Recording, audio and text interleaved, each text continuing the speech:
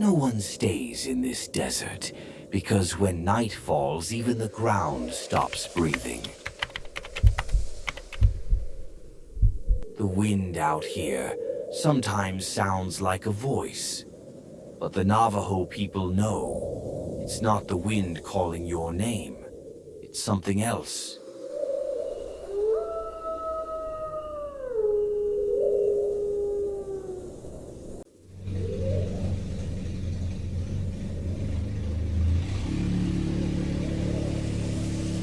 It's been 20 years since anyone in my family came back here. My mother was born somewhere beyond those hills. My father, he never told us why he left. But this time I didn't come alone. We were a small crew, 3 filmmakers, 2 guides. We came to chase a legend, and what we found chased us instead. The locals called it Yi Nal Lushi, the Skinwalker.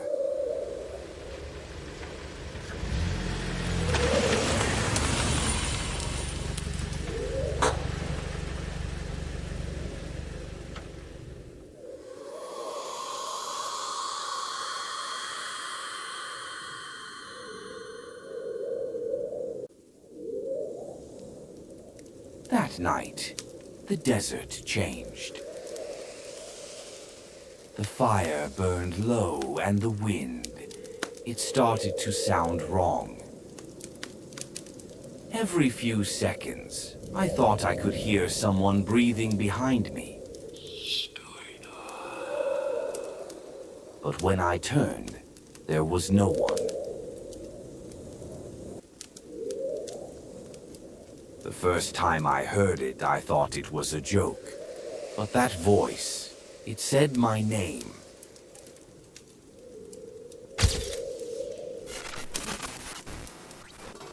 The desert went quiet. So quiet I could hear my heartbeat.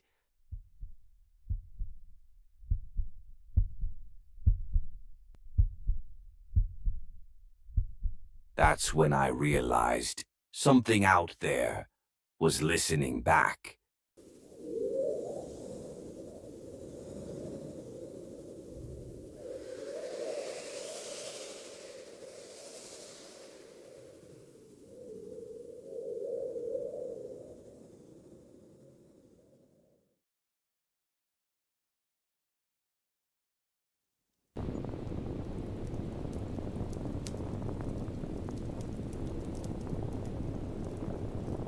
That night, no one slept.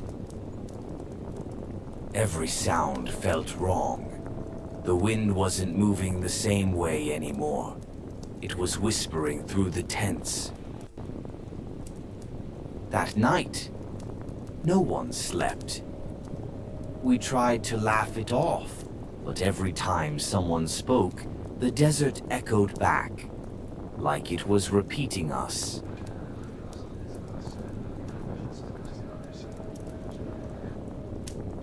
I looked around. 4 tents, 1 fire, 5 people. But when I counted again, there were 6 shadows.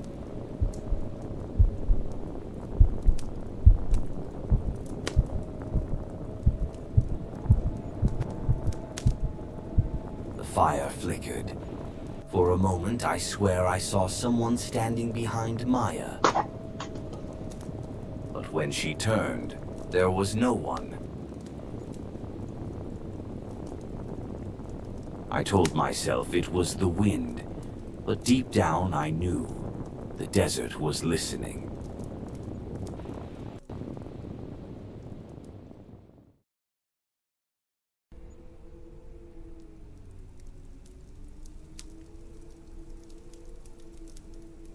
The night grew heavier.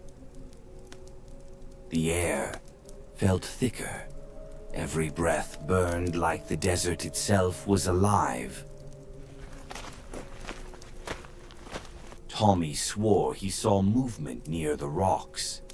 Maya laughed, said it was just the wind, but the wind doesn't have eyes.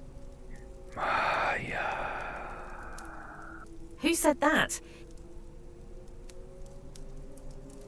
We all stared at the same direction.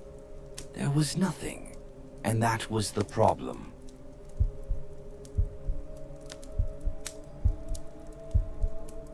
Every shadow looked human. Every breath sounded like a whisper. And somewhere in the dark, something was breathing with us.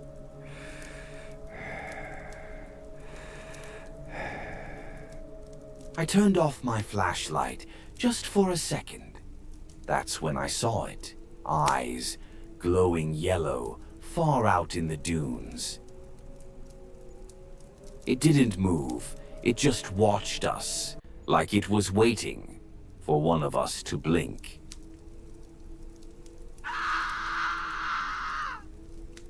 Tommy ran toward the light. I yelled his name, but he never answered.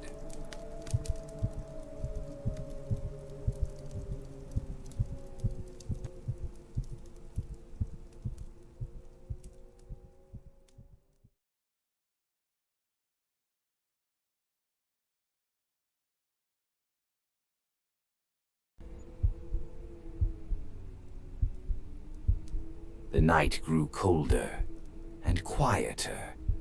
One by one, the fire's embers died, but something was still moving just outside the light.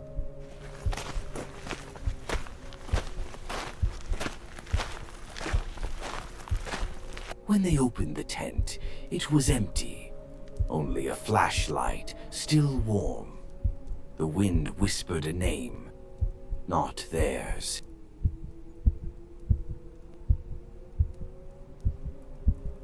They called out. No answer. The desert swallowed the sound like it always does.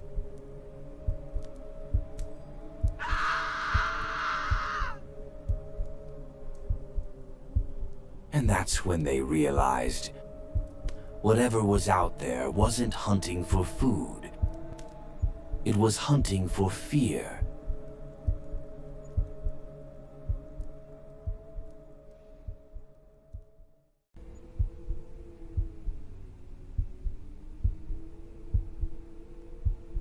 They thought they were alone, but the desert doesn't stay empty for long.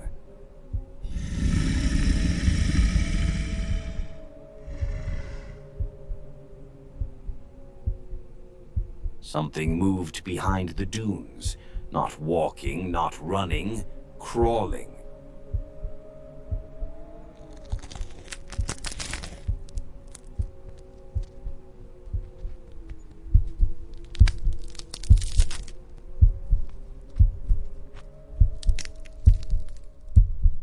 When the flashlight turned, they saw it.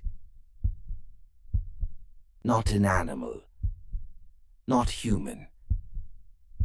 Something wearing a face that wasn't its own. Do you remember me? It said, but the mouth didn't move.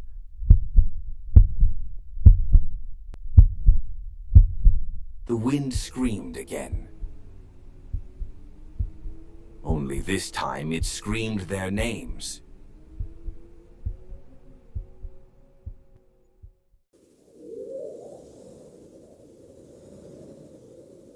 The light went out and everything stopped.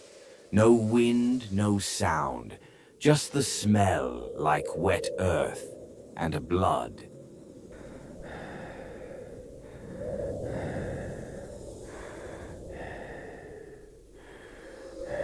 Something crawled out of the dark, its arm on too long, its eyes too human.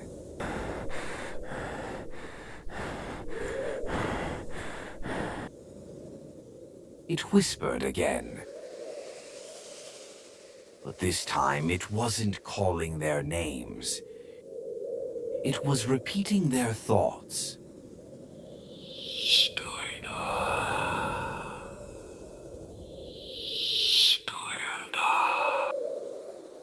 One ran, the others froze. The desert turned against them. Every shadow, every sound was now part of it. And in that moment, they finally understood. You can't run from something that wears your face.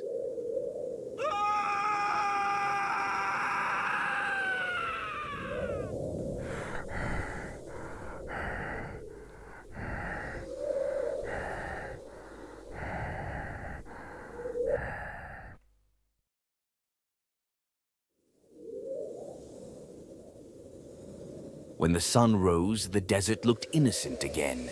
No footprints, no blood, no sound. She walked for hours. No sense of time, no sense of place. Only that feeling that something was still watching. They say the desert takes what it wants and gives nothing back. But when she finally saw her reflection in the car's broken window, it wasn't her face anymore. The Skinwalker doesn't kill, it replaces.